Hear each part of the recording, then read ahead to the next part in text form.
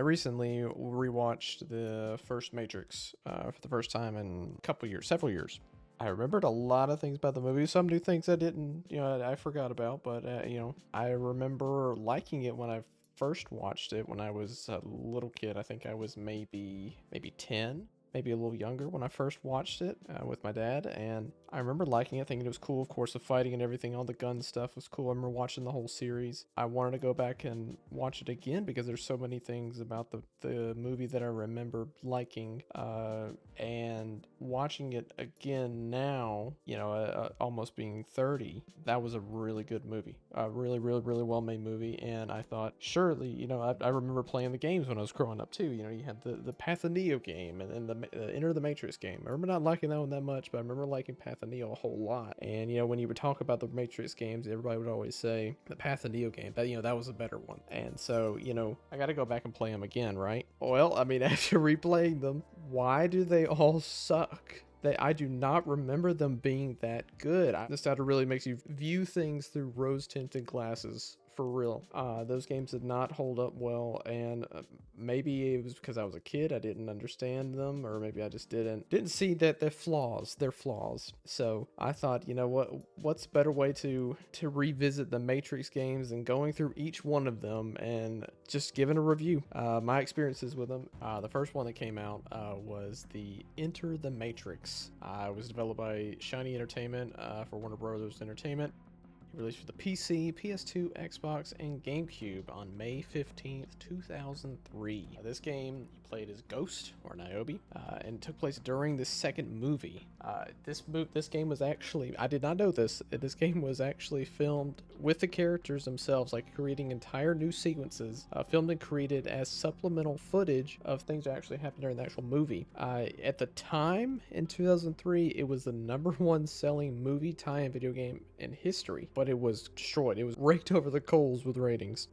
For good reason. The game was a mess. The game half the time didn't function. Audio would double and stutter. The game would just bug out and break down. The game was either ridiculously difficult or mind-numbing easy. That was just my own experience that I remember playing it when I was growing up, thinking all these things, and I just now played it, today, realizing that that's just how the game was. I didn't get very far in the game. That the footage that I'm showing is actually the farthest I remember getting in the game myself, even as a kid. I remember it just being too difficult. I don't understand what the heck was going on, but still thinking it was cool. But now today, playing it, I know now this is not a good game. The second one that came out was The Matrix Path of Neo. Everyone loved this game. This was the better Matrix game when it came out. Everybody would talk about the second one's better. The second one's better. Don't even waste your time with the first one. It was made by the same guys as Shiny Entertainment, with actual creative input from the Wachowski brothers themselves at the time. Shiny Entertainment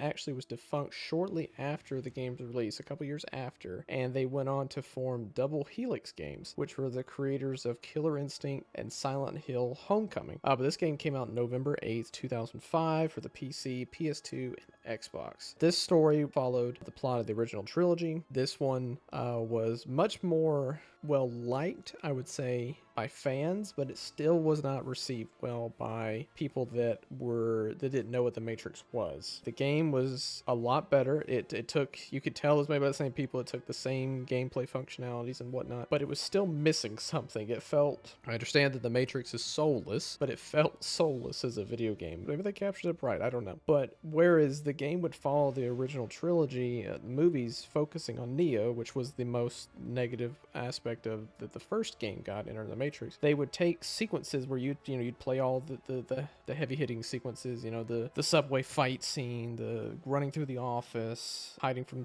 Agent Smith, fighting Seraph in his home, fighting all the Smiths in the park, fighting Smith in the street. All those scenes were there, but then they would take these sequences that, obviously to pad them because it wouldn't be enough game, and they would just expand on them. And oh my goodness, that when the game was good, it was really good. And when the game was bad, it was really bad. There was a sequence that was not in the movies where you had to go through and find these potentials, and it was on these side missions where Neo would fly up in the air and he would look down like Superman, and you would have to pick all, there was 4 or 5 missions you had to do, and each one of them just was bad. bad. The voice acting was terrible. The story made no sense, and it would drag. And there was two sequences like that in the game. The second bit of missions were better because it was more about the actual characters in the game, not just random people. But then they extended the sequence with when I believe it was in the third movie, when you go to the big fancy house, the chateau. Why the hell were we fighting giant ant people in this game? That made no sense. It was in this weird like Harry Potter staircase like room where you're fighting giant ants and burning them and stuff. I don't know what that was, but that was in the game. And then they had the alternate ending. You know, instead of Neo sacrificing himself, you had the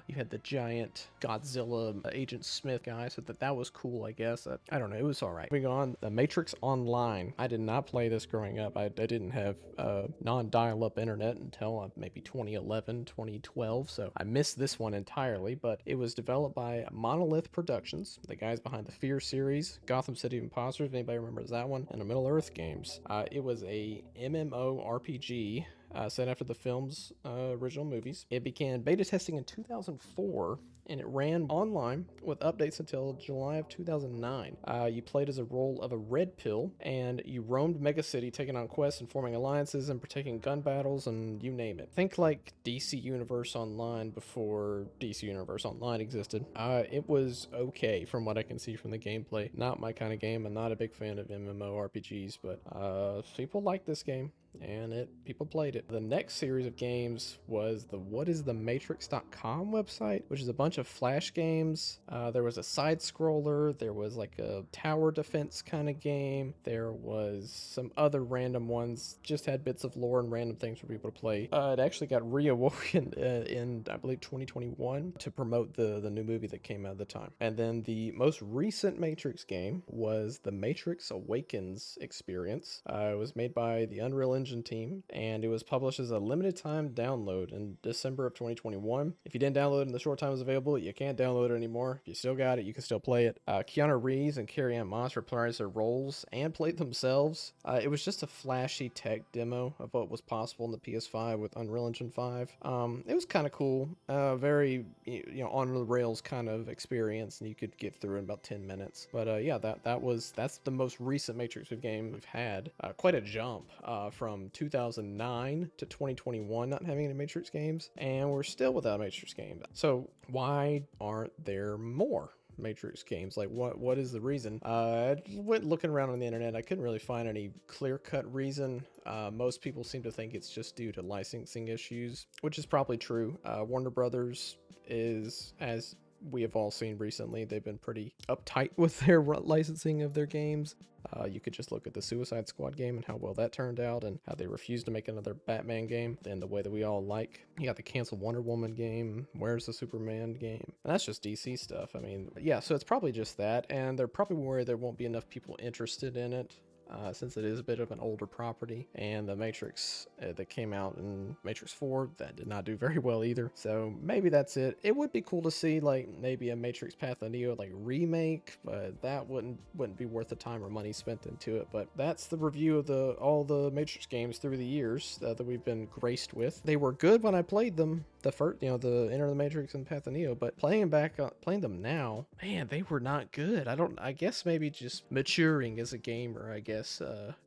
Maybe that's why I don't like them as much, but man, I see why people at the time are saying that they weren't good, because they were not good games. That's it for this one. Thank you guys for watching. If you got any ideas and games you want to see me review, let me know. I've got some ideas coming soon, so I hope you guys enjoyed it, and don't forget to leave a like and subscribe. Thanks.